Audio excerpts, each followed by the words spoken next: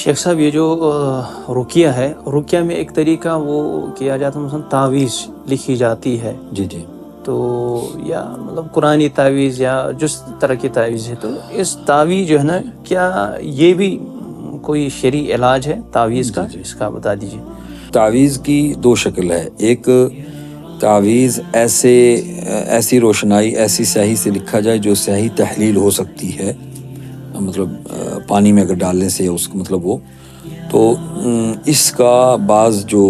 Self में सहाबा कराम और ताबईन इसकी इजाज़त देते हैं कि अगर वो कुरान करीम का अगर रुकिया लिख कर मसलन के पानी में उसको जो है वो तहलील किया जाए और उसको जो है वो इस्तेमाल किया जाए,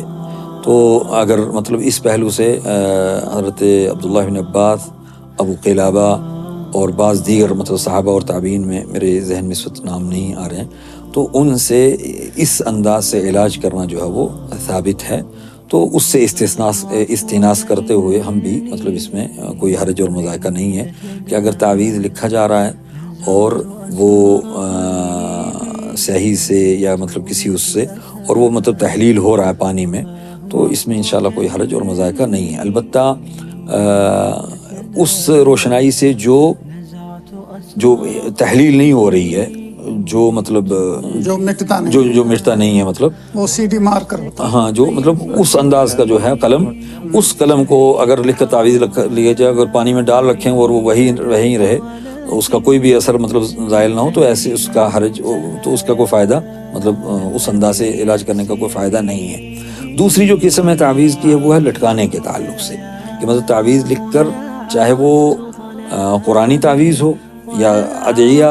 नबविया में से कोई दुआ लिख कर और उसको लटकाने के लिए दिया जाए, या वो तावीज़ जो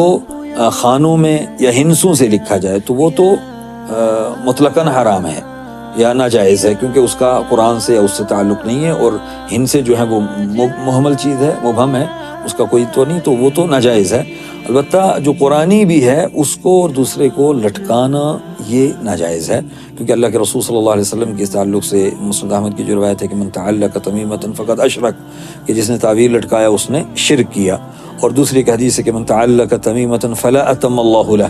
कि जो तावीज़ लटकाए अल्लाह उसकी मुराद पूरी न करे। तो इन अहादीस पर अमल, क्योंकि इसमें कोई शक नहीं है कि एक आम आदमी से आप पूछेंगे वो यही कहेगा कि शिफा तो अल्लाह देने वाला है, लेकिन ये तावीज़ लटकाने से इंसान का जहन उससे लटक जाता है कि भाई अगर मैंने उतार दिया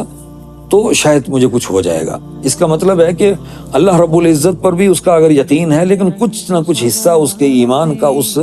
लटके हुए तावीज़ से भी जुड़ा हुआ है या उस गठ से जुड़ा हुआ है। अगर कोई गठ है, गिरे अगर बांधी हुई हैं, तो इस एतबार से वो चीज़ें करना जो है वो नाजायज़ है।